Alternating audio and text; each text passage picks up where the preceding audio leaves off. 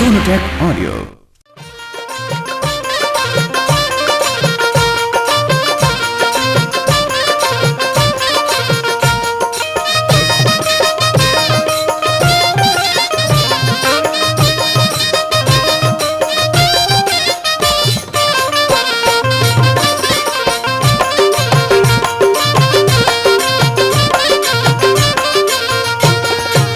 दर्शकों की बेहद मांग पे बिहार के दो शेरों का जबरदस्त टक्कर। जी हाँ दोस्तों, इस प्रोग्राम को शुरू करने से पहले मैं आवाज देना चाहूंगा आज के सुपरस्टार कलाकार तपेश्वर चौहान को। और दोस्तों, तपेश्वर चौहान के स्वागत में आ रहे हैं किशोर कुमार।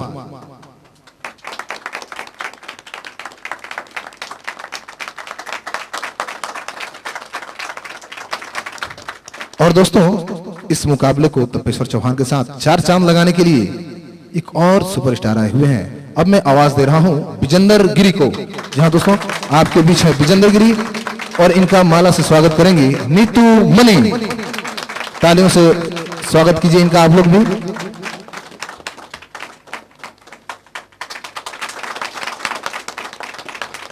और दोस्तों, इस महफिल में विजेंद्र गिरी और तपेश्वर चौहान की तरफ से गाना तो होगा ही, उनके पूरे मंडली की तरफ से बजाना भी होगा और आप सबों के लिए किसी को नचाना भी होगा। और इसके लिए हम लेकर आए हैं दो बहुत खूबसूरत डांसर, मिस रागिनी और मिस सुनीता।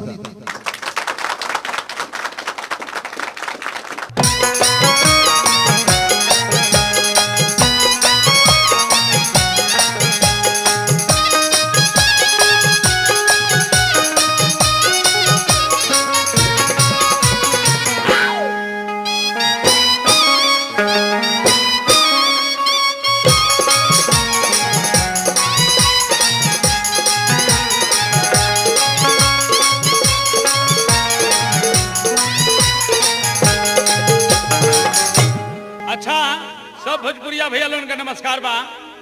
भोजपुरिया भाई लोग के सामने आज दुगोला फेर विजेंद्र गिरी बाबा के संग बा। आज दुगोला तो आज बहुत मशहूर बा। भैया लोगन तनी समनवा बैठा बैठा तो हंसत रहा, बोलत रहा, जानला कि नाही आज ऐसा दुगोला गठाई देहब की तरह उनके मनवा में गुदगुदी पड़ जी। एकरे ना होल्डिंग के खतरनाक तपेश्वर चौहान। कथा तो हमार रामायण से रही, रामचरितमानस रही, लेकिन भैया तनी एगो रउए सबन खातिर एगो तनी गीत बा कि एक जनी के एक जना बाहरा बड़े नैखा नावत तड़पावत तरे रोवावत तरे बुझत ओकरे को रात भर कुहकावत रे। तो कैसे लिखत तरी तरी भाव सुनिए को। लिखत तरी कि सुना ये सैया तू नहीं आइलो, सुना ये सैया तू नहीं आइलो, देवारा गारदा मचवले बा। कहां जाई रे एक छापन एक छापन देवर बीरापन सैया हो सीधे बीरावले बा। एक छापन देवर बीरापन सैया हो सीधे बीरावले बा।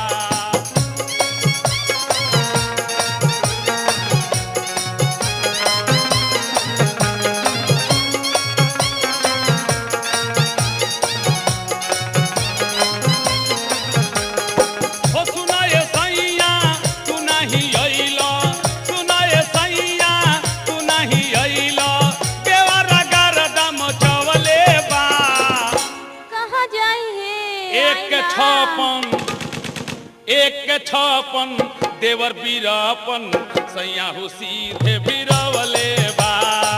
एक छापन देवर बीरापन सैया हो सीधे बीरावले बा।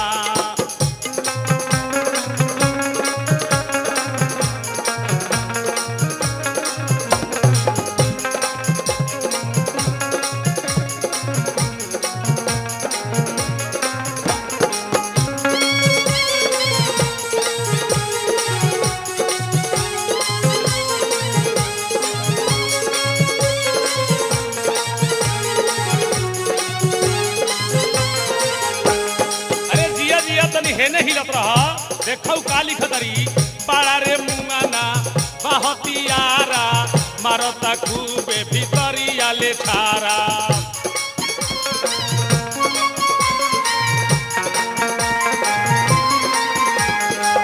बड़ा रे मुंगाना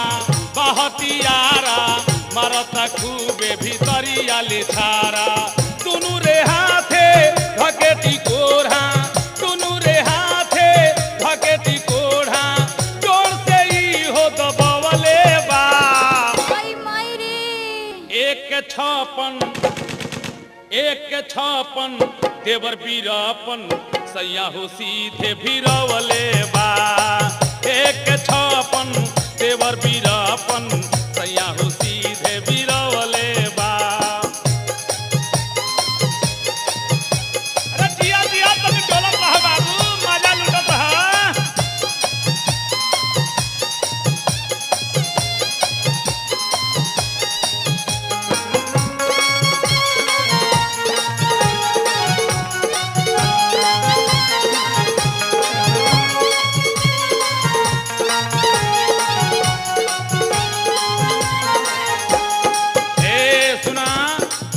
कौन तनी हो लोगवन के बाटत रह देखा रहा जो लोग मिजरवा हरियर हो आखा गाना के भाव का बा पहला दाब दे बुझे खोखी तले बासी दे दुआरिए पर नोखी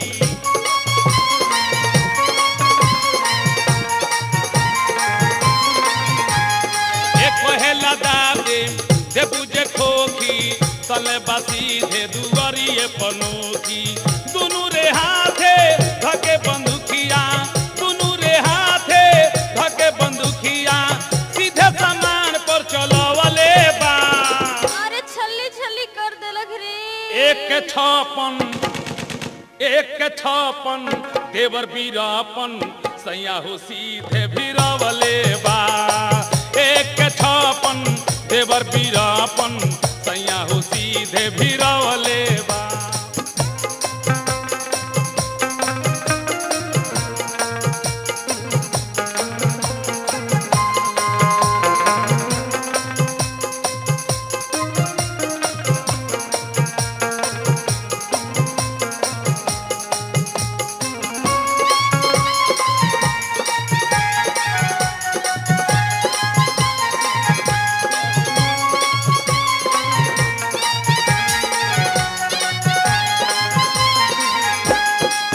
एके परे की करेला खाए बदल पंचर हमरो रेटाए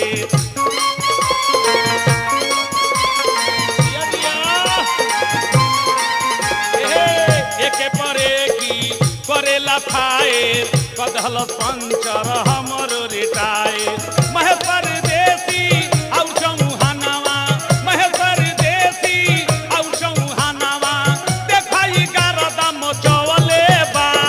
अरे छक्का मार देलक रे। एक के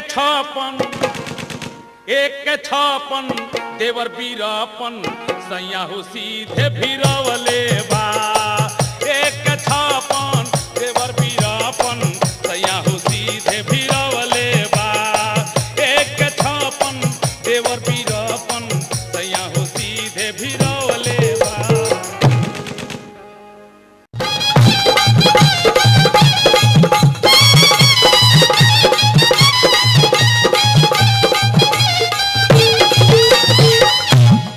आओ मास्टर तनी एगो वंदना ले लो। आई सबसे पहले एगो भक्त भगवान गणेश से कैसे जाके कहतर कि बाबा हम सुनले बनी देवता तो अनेक प्रकार से बड़े लेकिन रौरा ऐसा देवता के लाभदायक नहीं है।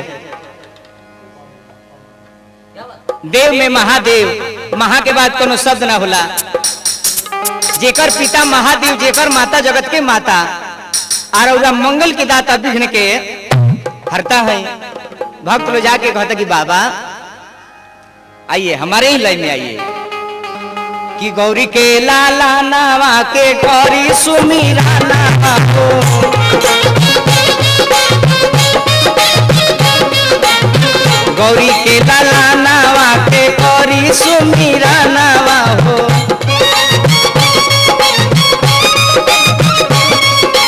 बाबा सुमिरन में होखी ना सहाई आई बाबा आई आई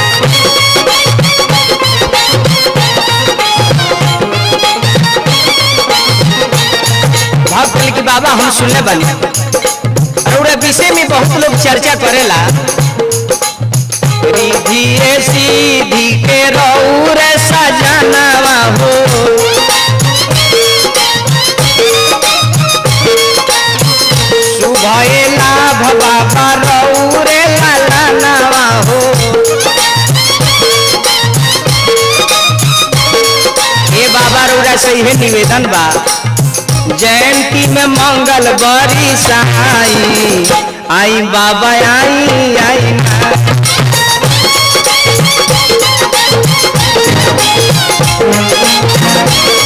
आज सोमुटेक में मंगल बरी साई आई बाबा आई आई ना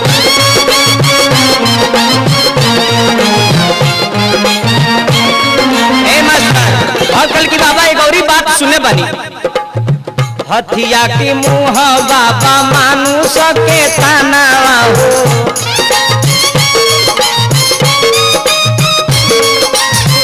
सब देवता में पहले हो तब पूजना हो बाबा भले रौरा के दुनिया पूजता लेकिन हम सुने बनी रौरा लोग के पूजे ले गोसाई आई बाबा आई आई ना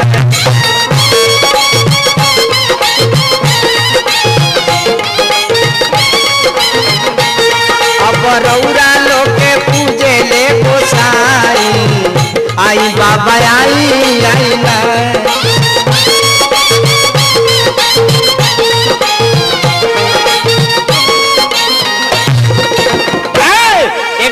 भक्त कहले तो माई से का कहले कि माई तेरा द्वार पर सभे आई बताहर बेटा है भाई बंधु माता बहन बेटी जितना लोग भाई दुनिया के सभे तहार बालक हो तू सबकर मतारी हो भक्त लो जाके कहता बाबा कि आइल बानी तहरे कि आइल बानी तहरे दुअरिया हो माई तू तो जानते बड़ कि आइल बानी तहरे दुअरिया हो ए दुअरिया हो लेके चुनरी कराही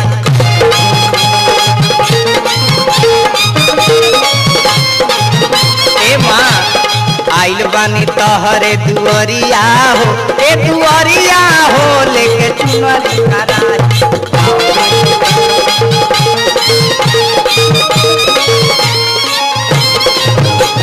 कि माई हम सुने बानी का दो अनहरों की आंख देलू कोरियो के काया अनहरों की आंख देलू कोरियो के काया बाझिनों के पूत देलू धन ताहर माया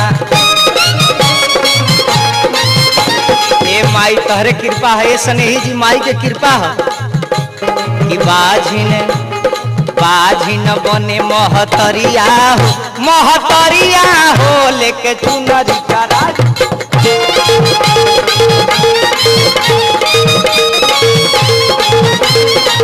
बाझिन बने महतरिया हो लेके चुनरी कराही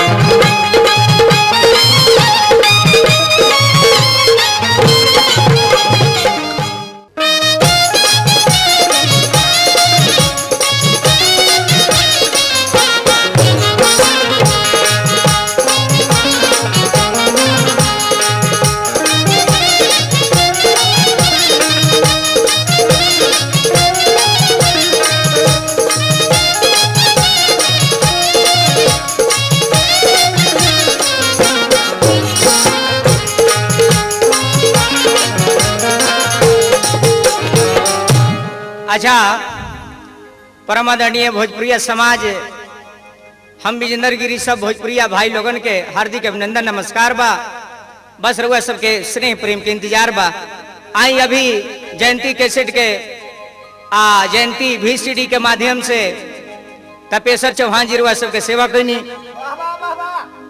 एक बाद देखी कैसे जवाब सवाल होला वो सब हिसाब हो जाए हिसाब का मात्रा ना कह दे कि ऊपर ओभर गिरे लगी हिसाब एगो गाना सुनिए सबे कि देवरा का दो 56 भिरवले बा पहले तो इनका गाना के ऐसा बात बा, एक तो बात की 56 वाली बात तो 56 में छारा ना भरा करी बात हटाई, लेकिन आओ रे पगली एगो कवि के भाव बगी सब का करता रे, कुछ ईश्वर के भी नाम लो।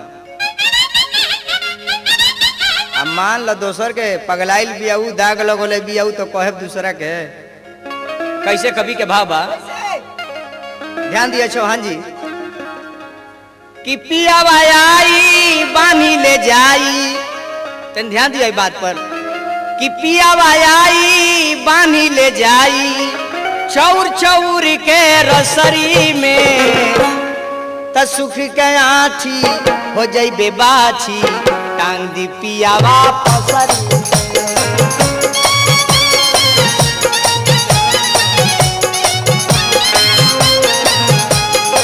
सुख के आठी हो जाई बेबाछी टांग दी पियावा फसरी में।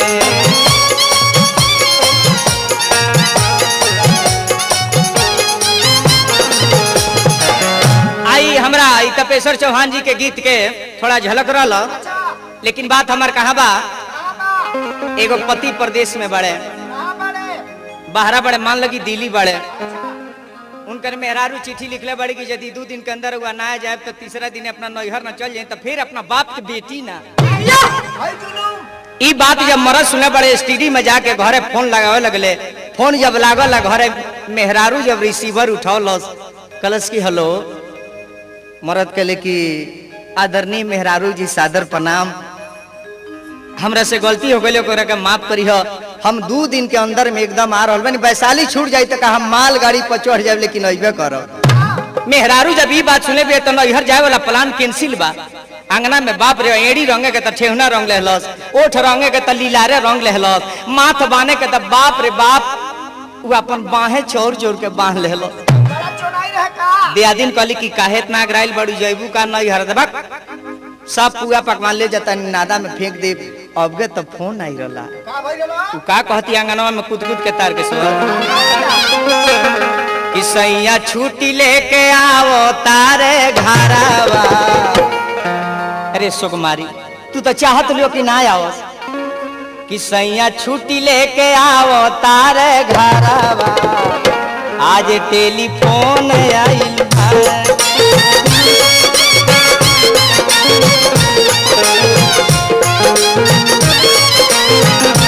राजा छुट्टी लेके आओ तारे घरवा, आज टेलीफोन आइल बा।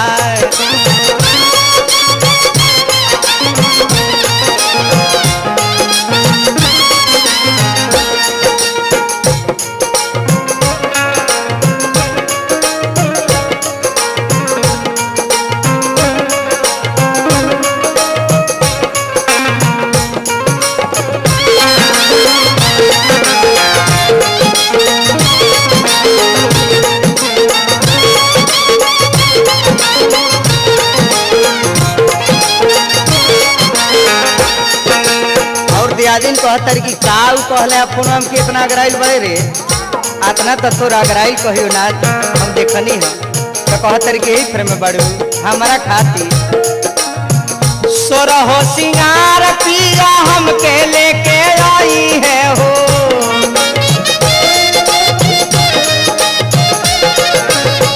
हमारा खाती आ इतने ना अभी कहले कि हमरा आइला के देरी बा, थावे में हजार औरी सोनपुर ले जाई है हो।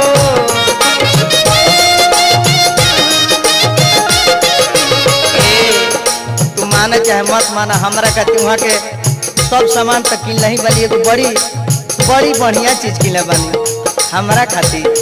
और लेके जाई है स्नो पावा डरावा, दिल्ली से फोन आइल बा।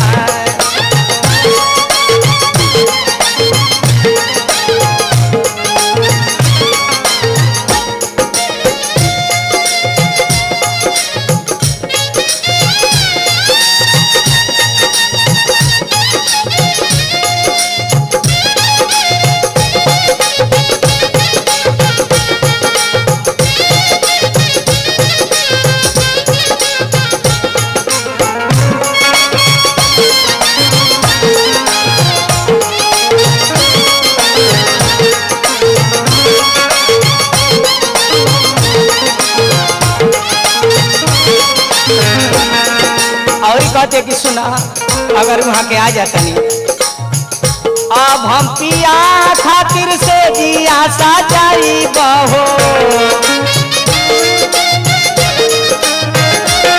वहां के यदि आ जाता नहीं तो हमरा यह लालसा बा हम नहीं खाई बता सैया मोर खियाई बहो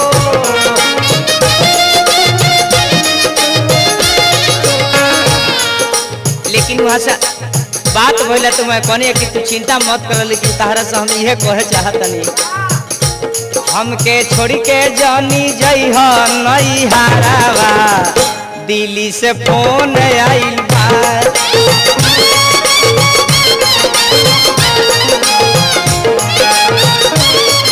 राजा छुट्टी लेके आओ तारे घरावा दिल्ली से फोन आइल बा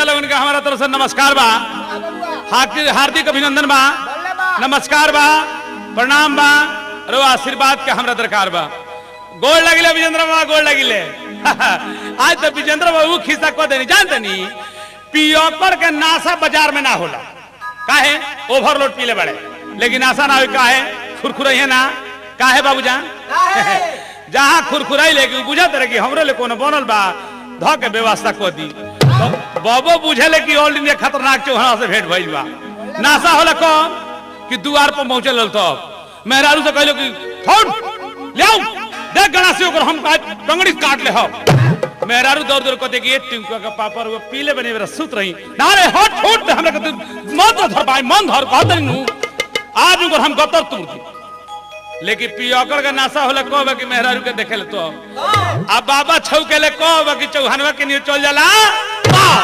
अब आ गइल बा चौहानवा बाबा एगो मेहरारू अपना मरद से जब उनकर मरद ले बाहर से तो मेहरारू चुना के किंग राती को देख एरो सुनत नहीं का कहत बारू ए हम निकाल का ना हो जे काहे हो सुनी ना अरे वो भैया के तो 6 जनी लड़की बड़ी तोरा और सारा कमाई बियाह कर में लगी यार वो सुनत नहीं हमनी के अलगा हो जई तो हमनी के कुछ बैंक बैलेंस हो जई जेगा मनोज गिरी बाबा रुपया धइले बड़े ओंगा हमनियो के कुछ माल ताल वाला आदमी हो जई का कहले अलगा हो जाए कहत ना ना अलगा कह के मार दे तू दे कर बड़ुआ मार के पुट्ठा फाड़ देता हमरा के मारे कहत नहीं अब वो लाठी से लाठी से मर बे तो मार के मुआ दे चाहे हमरे के जोर बुझाओ तर को लेकिन हम तोरा पर हम को अकिया लगे हम हमरा से औरतिया कहतिया कि लाठी उठाओ चाहे मार के मुआ दे जुबान ढाना रे ऊपर पाराना रे तोरा कमाई में हम लूट लगाई जिंदगी भर कमाई ले तोरा कमाई में लूट लगे 20 साल कौतर किए मोनू हम के अपने का कहते बैंक में ले नाल का तो हम तोरा घर में रहबे ले करो हम चल जाए ते हमरा के हुए पूछिए ओइसन मत बुझा आए मत कर हमरा को कहत लाठी से मार के तोर देह टूट लाठी से मरबे हमरा के तो लाठी उठाओ चाहे मार के मुआ दे जुआन ढाना रे तेही रो घर में नाते अपने भाई भौजाई के पूछ हमरा जिंदगी बड़ी कुपुत कट हमरा इतनी बीत गई न तो कहते तू सुन ले कि लाठी उठाओ चाहे मार के मुआ दे जुआन ढाना रे ऊपर पाराना रे तोरा से हमर भार नहीं चलो तोरा कमाई में हम लूटी लगी तो हम के नई हर चाहू पा दे जुआन ढाना रे रे हम के नई हर चाहू पा दे जुआन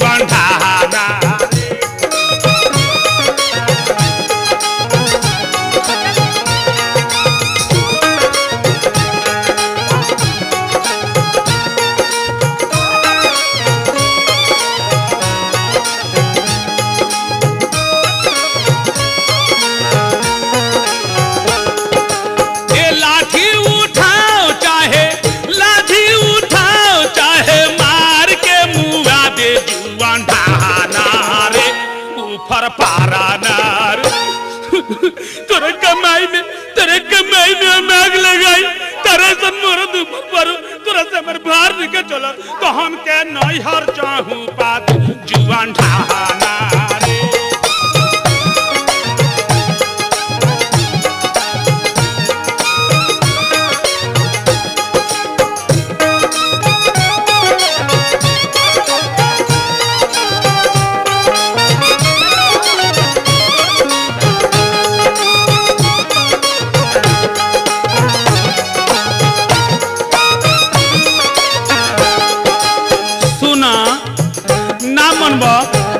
मारदा कर रे पूरा कौन जी कोई मेरे कहतरी कहते मगु जे कमी कहतरा सासू ननद के बोली सहलो ना जाला कुकुर के मारे घर में रहलो ना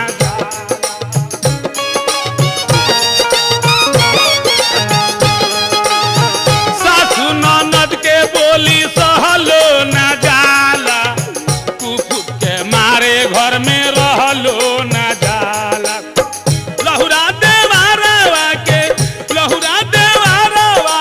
पानी समझा दे जुआन ढहाना रे ऊपर पाराना रे तोरा कमाई में हम लूटी लगल आइल नाती तू कमाते रह और सूद बोले कतरा अरे मार लाठी से मार के मर दे तू तोरा से हमर भार निकल चलो तो हम के नई हार चाहूं पाके जुआन ढहाना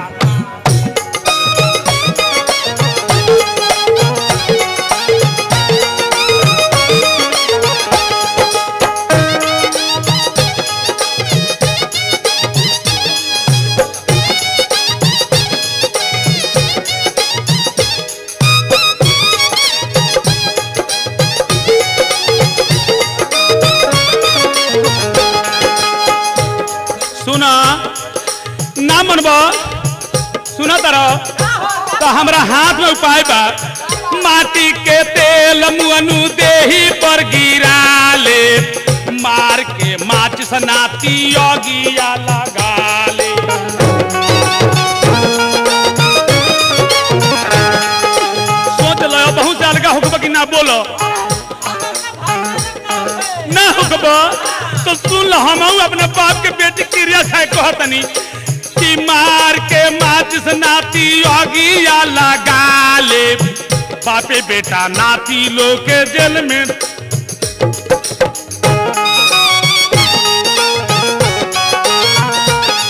सुना तारा तू जना तू बड़ा तू जना होई बड़े आइए तू जना हर खानदान लौकत रहे तो एगो माचिस का तीली में हम उड़वा दे अपना बाप के बेटी हम अपना माई के दूध के क्रिया खा कहतनी हम मनोज गिरी के बात सुन के हमर परेड में दुख हो गइल बा मार के माचिस नाती योगिया लगा ले बापे बेटा नाती लोग के जेल में ठूसावा दे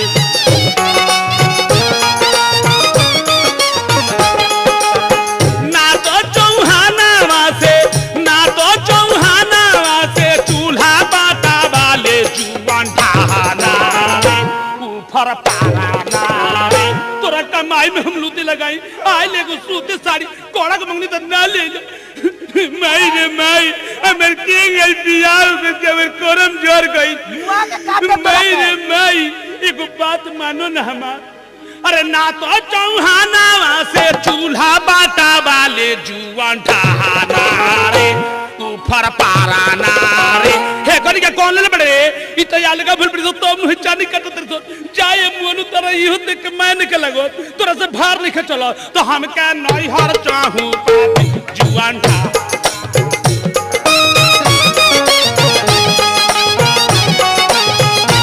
हम के नहीं हर चाहूं पादे जुआन ढहाना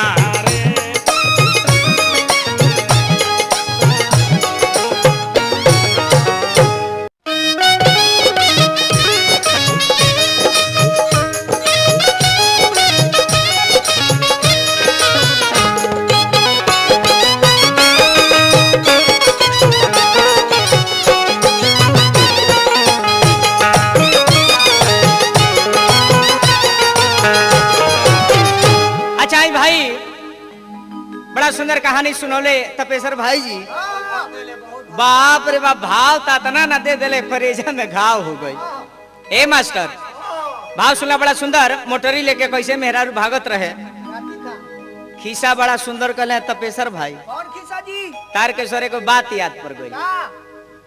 अकबर एक बार बीरबल से कहले कि बीरबल ई बताओ कि बर जौन दुल्हा जाला बारात में, उ सबसे श्रेष्ठ काहे मानल जाला, ओकरे के सभे काहे सबसे लम्हर मानेला। बीरबल कहले कि महाराज बर के ऊपर आधारित बारात बा, बर नहीं के तो बारात कैसन, ऐसे बरे में सबसे माननीय होले।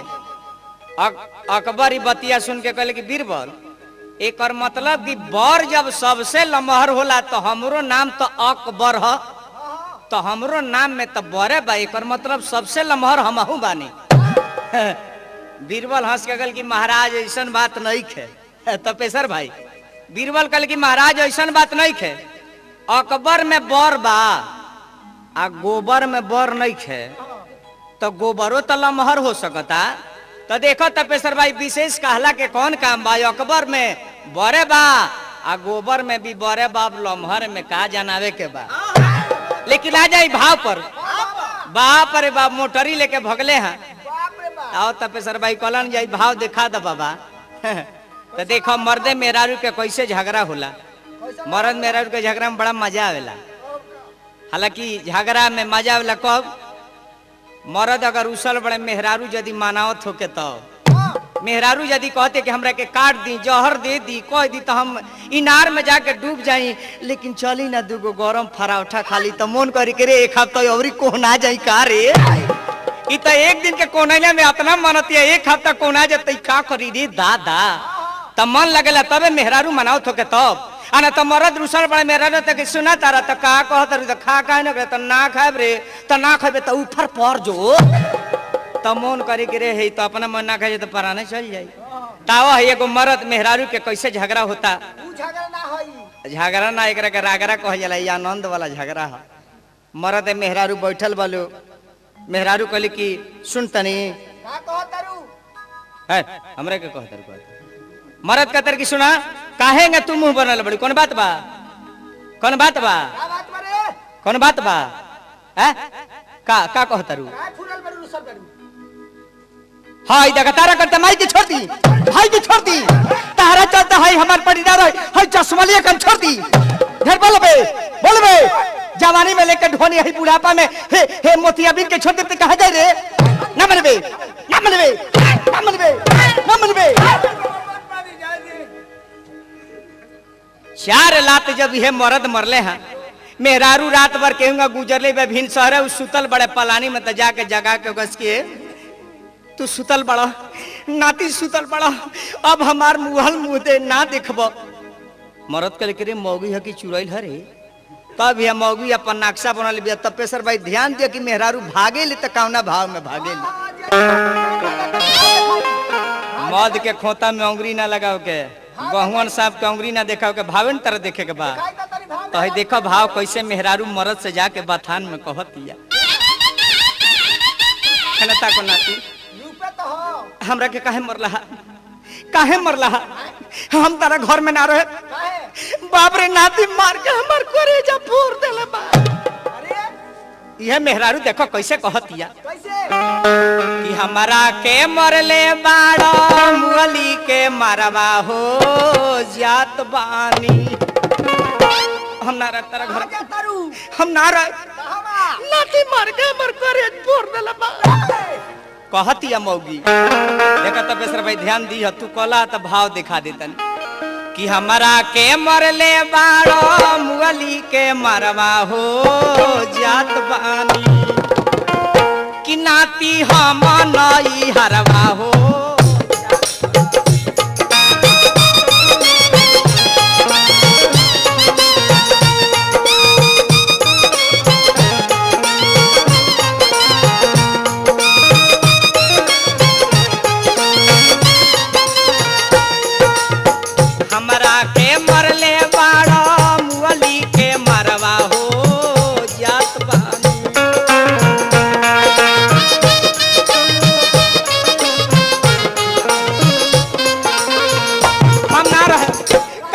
मरला हा नाती चश्मा लगल बा यही का मारे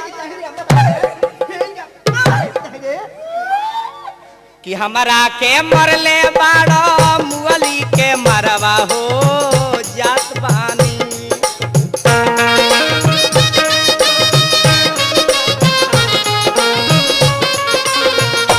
नाती हम नई हरवा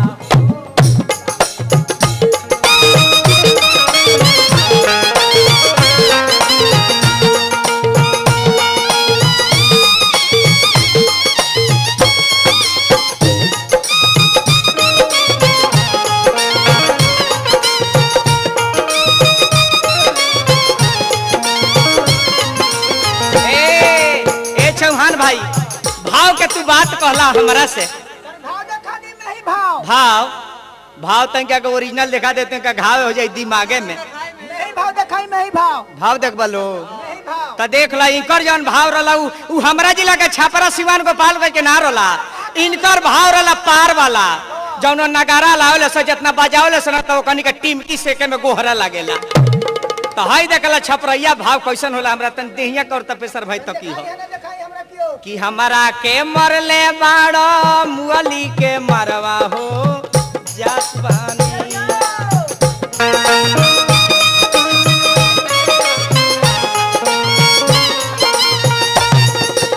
ए सुमन कि नाती हम नई हरवा हो जात बानी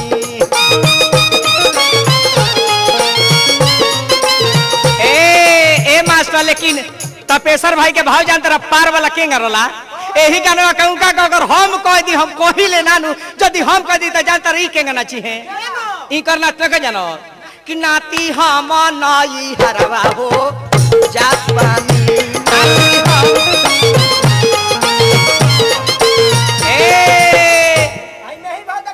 ई तो चौकी के भाड़ा उतार ले तपेसर भाई लेकिन मेहिका देख ले छप रही कि नाती हम नई हरवा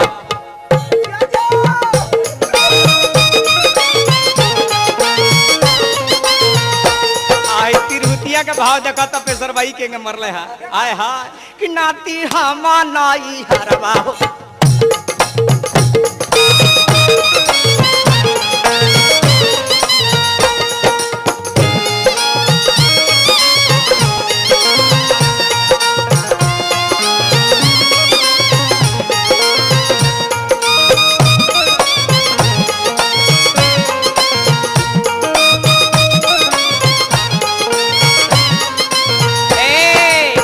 तहरो बहिनिया हमके देले बाड़ी गारी झाड़ू से मरले बाड़ी तहरो महतारी ए सुन तारो अरे मतिया बीन वाला रे नतिया तोरा लौकत लइखा रे अब हम खाइले हवकीनी के जहरवा हो जात बानी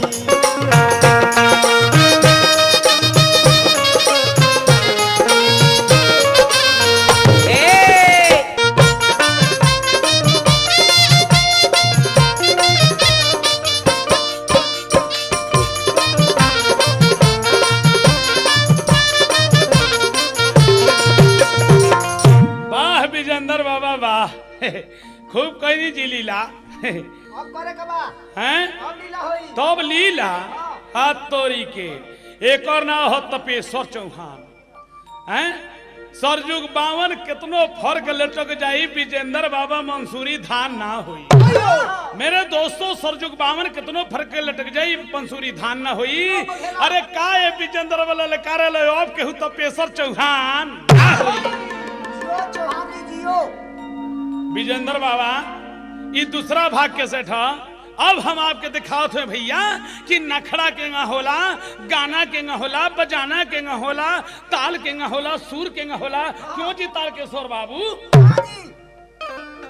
ठीक है तने को है पहले गाना सुन ली अब भैया श्रोता लोगों आप लोग हंसते हो बोलते हो तो हमारा ये मिजाज करता है कि हमारा खेती आबाद है समझे कि नहीं मनोज बाबा अरे भाई त्रिभुवन जी तो आप हंसते रहिए बोलते रहिए हम देखिए विजेंद्र बाबा को चिटकी बजाकर क्या काम कर देते कि आई माय डियर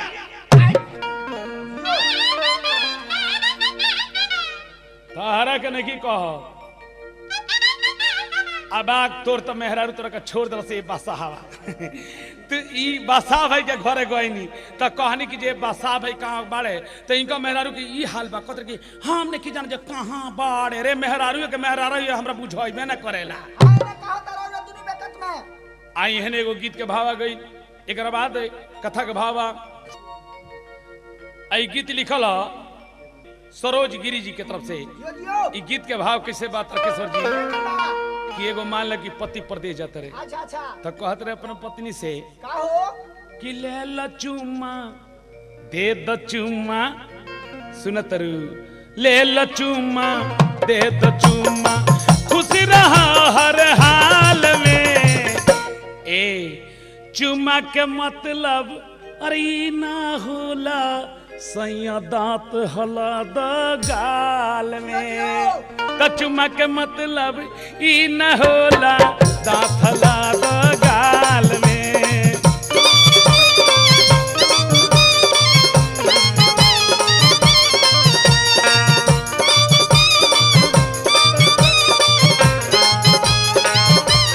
ले ल चुम्मा दे द चुम्मा ले ल चुम्मा दे द चुम्मा खुश रहा हर हाल में चुम्मा के मतलब अरे न होला सैया दांत हला दी गाल में भाव इसको कहते हैं विजेंद्र बाबा है ना ताकि है न ताकि हम न उतरुआ अखियां के जन किचरो बतर कट जाई कि चुम्मा के मतलब ई न होला दांत हला दी गाल में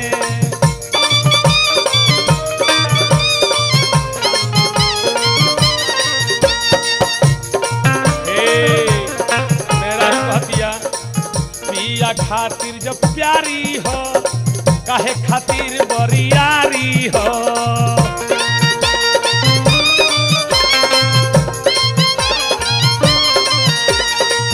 हंस के रौरा आई जी में ही बात बतियाई जी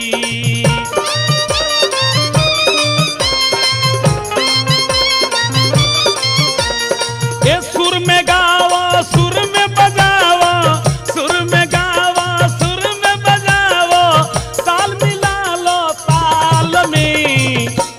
चुम्मा के मतलब ई न होला कि सैया दांत हला दी गाल में चुम्मा के मतलब ई न होला दांत हला द गाल में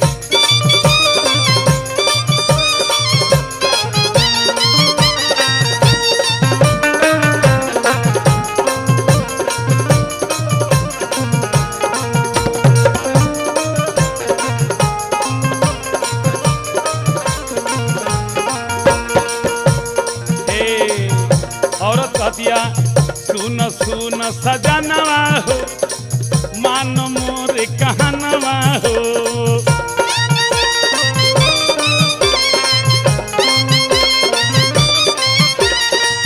ओइसन खुश रह सैया जैसे रहे चौहानवा हो का हो है लड़ी गाड़ी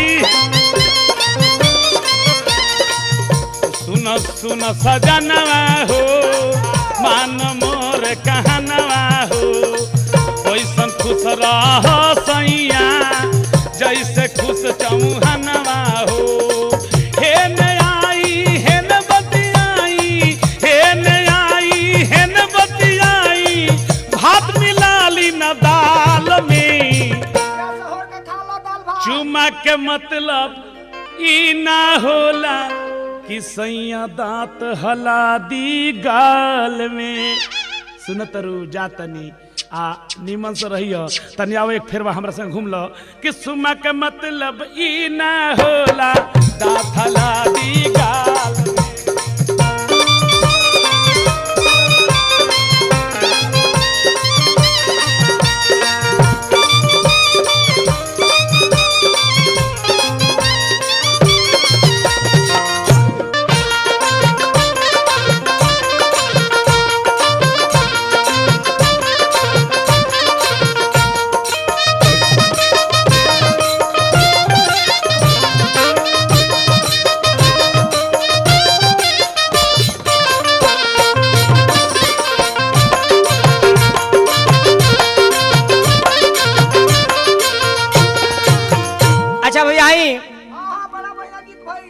बढ़िया शेर कले तपेसर भाई कि का दो मंसूरी धान सब ना होई। ए तपेसर भाई लेन केतनो फर के लटक जाई त रामदाना ना होई। अरे लेन केतनो फर के लटक जाई त रामदाना ना होई। अरे मर्दबा खेसारी केतनो लात पसारी त कहियो चाना ना होई। नाहर केतनो बढ़िया जाई त इनार ना होई। नाहर केतनो बढ़िया जाई त इनार ना होई। अरे घर के सजावत तरह सजावो अभी कहियो कुतुब मीनार ना होई। तपेसर भाई मुक्तक मत कहिए हमरा से। अरे सब प्रसादी पंजीरी ना हुई। तू प्रसादियों में जानता रहा कौन प्रसाद हुआ? जाना का गाजरा कह जाला।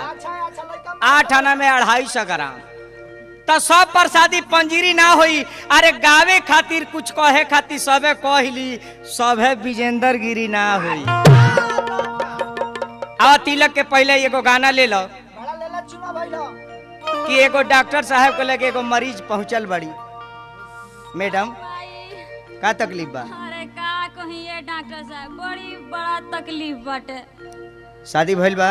ना ये डॉक्टर साहब भइल बाटे पर नाहिए बराबर ना समझी। काहे? ऊ नतिया बाहर रहेला। बस बस हो गई तहार रिपोर्ट हम बुझ गनी। हम लिखा तनी गते से बोला कैसे ही कह तरी। ए रिपोर्ट लिखा तरी घबरा मत। गिरी जी के क्लिनिक में दवा उचित होला। ऐसा ना करी दवाई कराते कराते हम हार के बनी रहा क्लिनिक में हमर कुछ ना। चिंता ना हम बुझ गनी का कह तरी बिरह के तावा पर बिरह के तावा पर तन छमकाता है। जुल्मी जवानी के ताव ना रुकाता।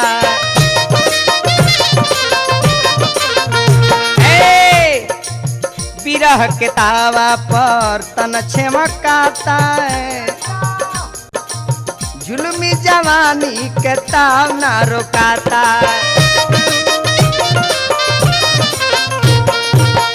बुझ गनी तू का कहता रू। लूटी लगा दे हबुन कर कमाई कहतरी। लूटी लगा दे हबुन कर कमाई। सैया घरे हइये ना हम कहाँ जाई। सैया घरे हइये ना हम कहाँ जाई।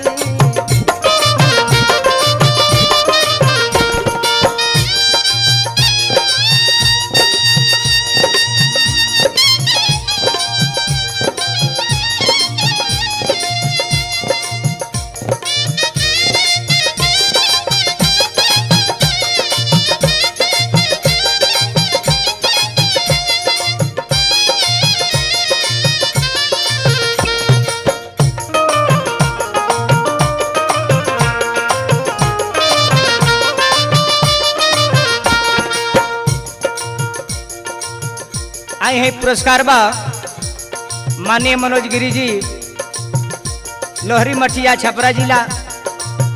हमरा तरफ से हार्दिक अभिनंदन नमस्कार बा। अरे बिहार भर के लोग के जय जयकार बा। औरी कहतरी देखी गिरी जी का कहतरी। अच्छा ठीक से चिंता ना। अरे गिरी जी का क्लिनिक में दावा बढ़िया होला बढ़िया होला। मरीज थोड़ा बहुत कमजोर है। सब जना के इंजेक्शन दिया गिरी जी के एगो जड़ी बनल कैसनो बीमारी दूर हो जाला। हाँ हाँ चिंता ना। कह तरीका के डॉक्टर साहब का पाउडर थोड़ा मेरा जुगाड़ दो। मरीज बहुत बेचैनी में है। किया ला लगाई करे जाके नीचे सांस लो। चिंता ना। ओ आला लगाने से मालूम होता है कि तुम्हारा पति जो है कुलेसरा में फंस गया है। किया ला लगाई करे जाके नीचे छाती कमरिया के ठीक बीचे बीचे।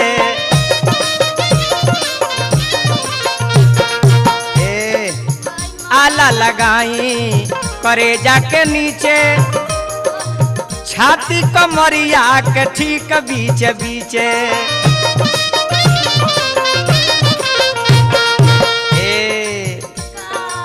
कहतरी अच्छा ये बताओ कि कोनो कैप्सूल खले बड़ू? कैप्सूल खाने वाली कामे नहीं के करो। ओ कम पाउडर जुगाड़ दो, भाई बाबा में इंजेक्शन से बड़ा डर लागेला। जुगाड़ लाओ। इंजेक्शन से ना दे रहुआ। हाफ दवा। हमरा बड़ा टैबलेट न काम करे सुइया धसाई। है चिल्लाओ मत। आधा रही दे। टैबलेट न काम करे सुइया धसाई। सैया घरे हइए ना हम कहाँ जाई।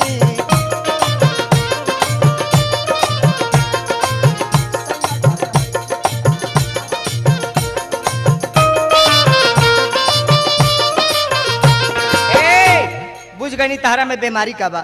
लास्ट में मेहरारू कहते कि डॉक्टर साहब यदि रउआ नहीं बुझाता जान ली, हमरा ऐसे अनुमान बुझाता कि हमरा हइये भइल बा। किशोर हो सिंगार कके बानी इंतजार में, पागल मिजाज बाबल मुआ के प्यार में। कहतरी ए मनोज बाबा रोग कैसे बताई। ए मनोज बाबा रोग कैसे बताई। सैया घरे हइये ना हम कहाँ जाई। सैया घरे हइये ना हम कहाँ जाई।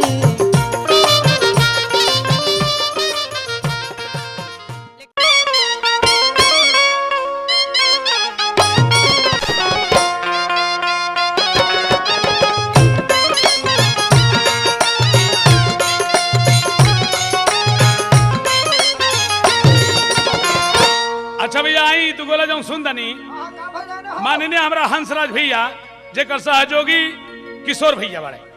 किशोर भैया के देन हा कि दुगोला विजेंद्र बाबा से आज तो पेशर चमन कहते रहे। वाह बाबा वाह। और बते तारकेश्वर जी बाबूजान बासा भैया 1 लाख जी ई तल बहुत बाबा गोले हूँ। अरे बाबा हमरा मौगी पर दौड़ के जाले दोसर आड़ ना मिलनतम तो मौगी पर दौड़ के जानतम। आई बुझानतम बाबा के हम ना कहम तुम्हारे ना भैया श्रोता लोगों आपके समनवा हम बात बता दे चाहते में। इनके लइकवा हमके बहुत प्यार से मौसा जी कह दो कि मौसा जी अगर हमारे पापा आपके कुछ कह देते हुए तो आप हमरे पापा जी को ना कले। अरे विजेंद्र बाबा तोरे लइकवा के मुंह देख के बाबा अब मौसा कहलका के नाता से हम छोड़ देते न तो हमरे मौगी के तू गरियावत हो तो का हमरे मौगी तोहर भौजी लगी आ का तोहरे मौगी हमर सारी न लगी का। तो गीत के बाबा ए तारकेश्वर बाबू ए मनोज बाबा ए किशोर बाबू आई देखा गीत लिखे वाला के हो ग्राम लोहरी जिला छपरा सरोज गिरी नया कवि के गीत आ गई। एमे सहयोगी बड़े हमरा त्रिभुवन चौहान जी। त्रिभुवन चौहान जी के कहना बा कि छोट बटे बदनिया सुंदर बटे रहनिया। छोट बटे बदनिया सुंदर बटे रहनिया। हाथ में देखाई हो अपना आला ले ले बिया। रोगी के देखतिया रोगी के देखतिया ए घड़ी नरस भइल बिया। रोगी के देखतिया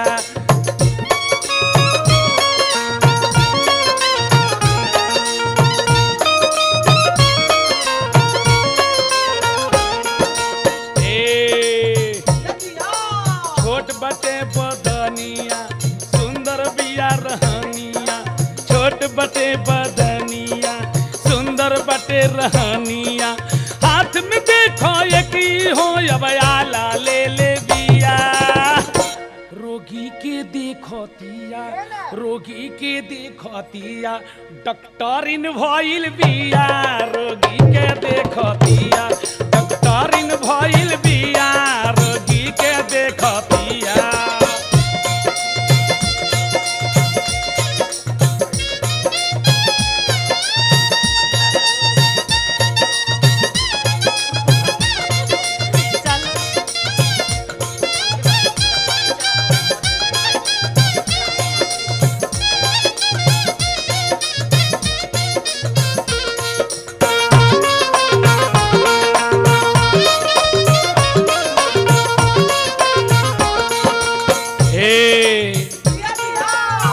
कबो धरे पाहुज कबो छाती पर लगावेली भइल बाटे कफरू इहो बतलावेली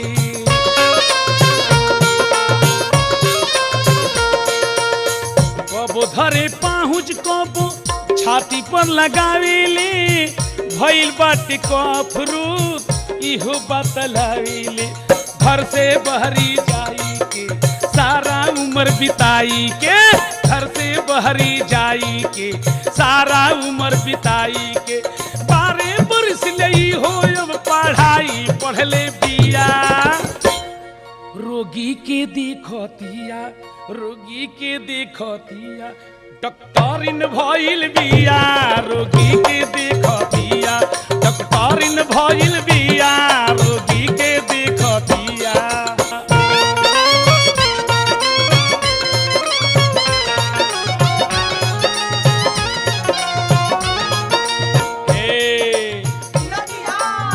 अरे बाबा कहते हैं कि जे लोहरी गांव के मनोज गिरी के तरफ से पुरस्कार है तो बाबा 551 ले हुआ आई देखा है 1051 रुपया मिल गई लेकिन गीत के भाव का बा सब भोजपुरिया भाई लोग के नमस्कार बा ए अतवरिया सुनत रे ए सनीचरी का रहन देख कहतानी हेने तानी आला लगावा काहे छोट बड़ होला इहो बतलावा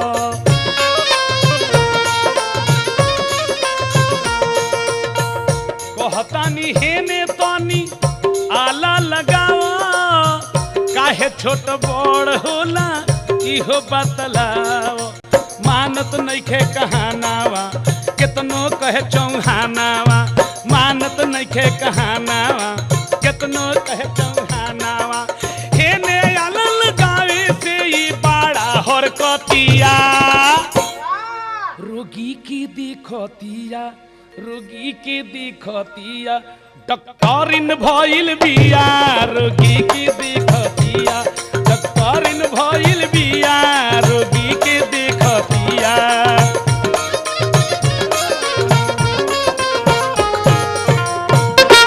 क्या बात है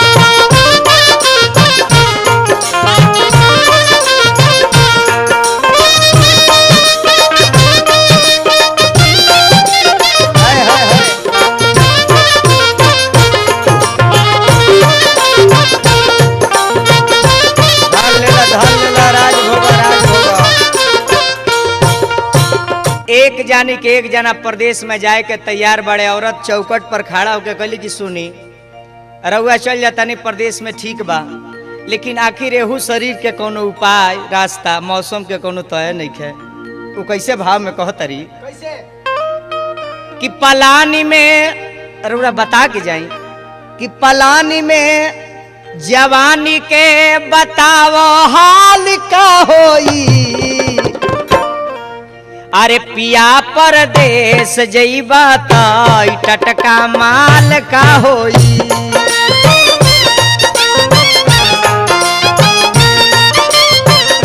सैया परदेश जइबा त टटका माल का होई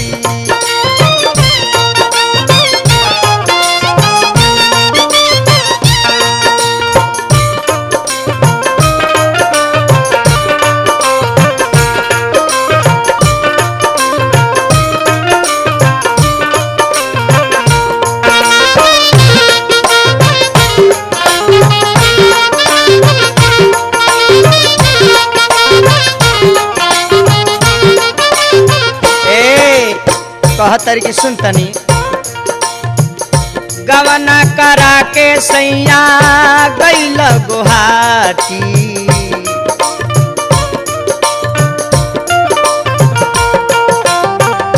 कसहू बितावो तानी धके रोज पाती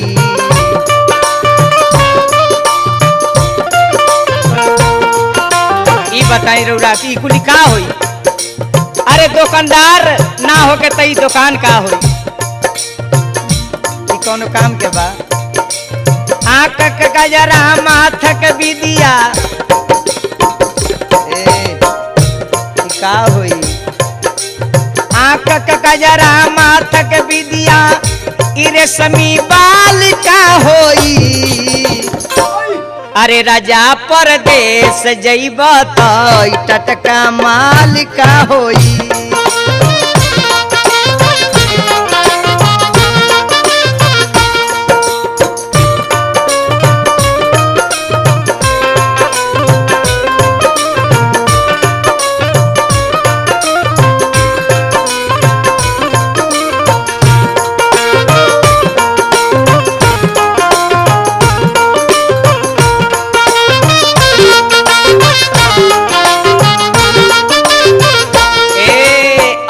तरीके हुआ प्रदेश में जब चल जाए तो बताई हमार दासा जाए परदेशवा में चिट्ठी ना पेठाई।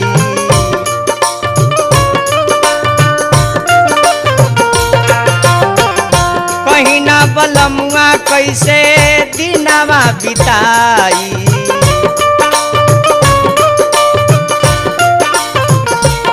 लास्ट में कहता रहिए मास्टर पिया विजेंद्र सुनीला अंदर पिया विजेंद्र गुनीला अंदर गुलाबी गाल का होई। अरे राजा परदेश जइब त टटका माल का होई।